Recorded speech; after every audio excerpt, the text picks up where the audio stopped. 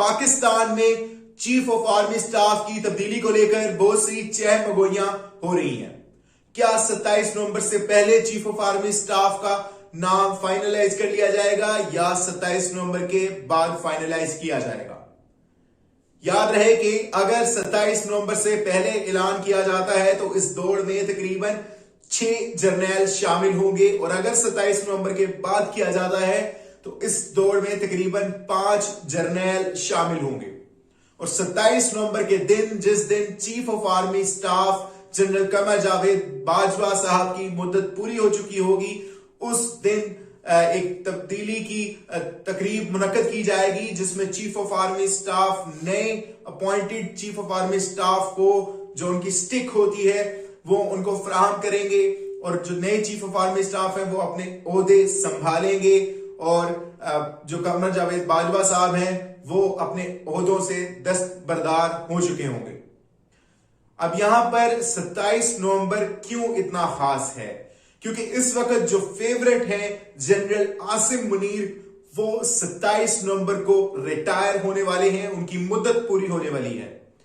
अगर उनका नाम 27 नवंबर से पहले फाइनलाइज कर लिया जाता है और आर्मी चीफ वो उनको बनाने की कोशिश की जाती है तो उनको 3 साल की एक्सटेंशन और मिल जाएगी।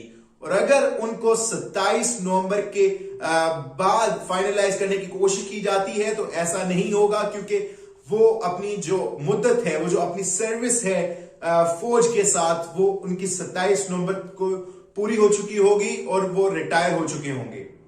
और अगर 27 नवंबर से पहले फाइनलाइज कर लिया जाता है तो उनके लिए बेहतर है और वो चीफ ऑफ आर्मी स्टाफ बन सकते हैं क्योंकि वो इस वक्त फेवरेट है।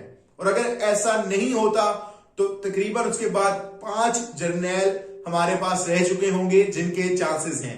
उनमें सबसे पहला नंबर सरे फहरिस्त जनरल साहिर शमशेद मिर्जा है, जो सीनियोरिटी की बेस पर पहले नंबर पर आते हैं। और जो दूसरे नंबर पर हैं वो हैं जनरल अजहर अब्बास साहब, और जो तीसरे नंबर पर हैं वो हैं जनरल नुमान महमूद, और जो चौथे नंबर पर हैं वो हैं जनरल फाइज हमीद साहब, और जो चौथे नंबर पर हैं वो हैं मोहम्मद आमिर साहब। और अगर 5वें नंबर पर जो मोहम्मद आमिर साहब है उनकी तैनाती भी नहीं की जाती क्योंकि उनको भी फेवरेट करार दिया जा रहा है।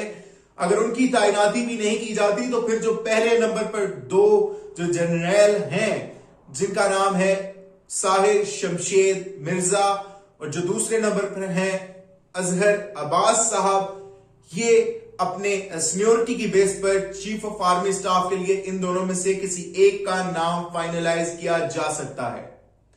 ये तो थी बात फैक्ट्स को लेकर के कौन बनेगा चीफ ऑफ आर्मी स्टाफ और किसके चांसेस हैं, कौन फेवरेट है और कौन नहीं। अगर अब हम थोड़ा पाकिस्तान में चीफ ऑफ आर्मी स्टाफ की तैनाती के हवाले से कुछ बात करें और कुछ जो हम सोचते हैं या जो पाकिस्तान की अवाम सोचती है कुछ उस पर नजरसानी करें, तो पाकिस्तान में इस वक्त चीफ ऑफ आर्मी स्टाफ का एक ऐसा ओहदा है जो तमाम सिविलियन से बड़ा ओहदा है। किसी भी सिविलियन के पास इतनी ताकत नहीं होती कि वो एक आर्मी चीफ को चैलेंज कर सके। एक ऐसा इंसान जिसके पास पाकिस्तान में प्राइम मिनिस्टर और प्रेसिडेंट से भी ज्यादा ताकतवर समझा जाता है, जिसे वो है पाकिस्तान का आर्मी चीफ।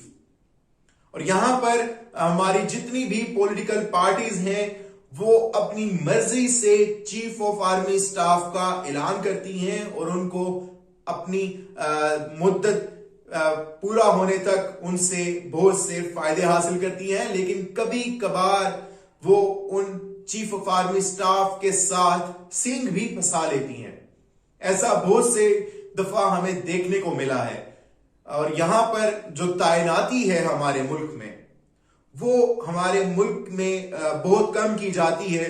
बहुत से कम नाम ऐसे हैं जो कि मुल्क में तैनाती के लिए गए और बहुत से कम ही ऐसे प्राइम मिनिस्टर गुजरे हैं जिन्होंने मुल्क में रहते हुए ऐलान किया एक चीफ ऑफ आर्मी स्टाफ का। और यहां पर इस वक्त सूरत हाल ये है कि मियां नवाज शरीफ साहब लंदन से बैठकर अपनी मर्जी और अपनी मनमानी करना चाह रहे हैं कि किसको chief of army staff appoint किया जाए और किसको नहीं।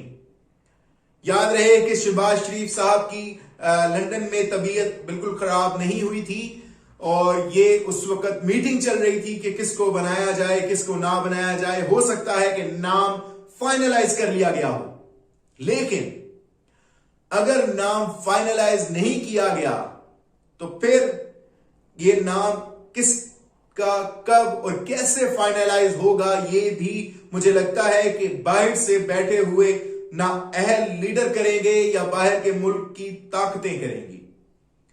बहरहाल जो भी हो पाकिस्तान के हक में बेहतर हो और उम्मीद करता हूं कि एक ऐसा army chief of army staff Pakistan के लिए आएगा जो कि पाकिस्तान की अफवाज का सोचेगा और सियासत में ज्यादा इंटरेस्ट शो नहीं करवाएगा। और जनरल आसिम मुनीर साहब जो कि रिटायर होने वाले हैं, जो कि इस वक्त फेवरेट करार दिए जा रहे हैं, और अगर वो chief of army staff appoint हो जाते हैं तो फिर याद रहे कि ये फेवरेटिज्म हमारे मुल्क से कभी खत्म नहीं होगी, क्योंकि उनको फेवरेट करार दिया जा रहा है, उनको चांस देने की भरपूर कोशिश की जाएगी।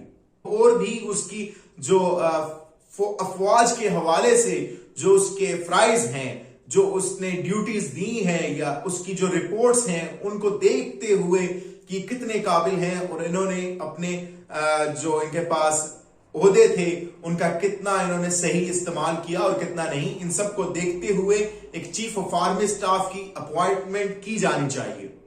उम्मीद करता हूं कि आपको मेरी वीडियो पसंद आई होगी। इंशाल्लाह मिलते हैं अगली वीडियो में। Thank you very much.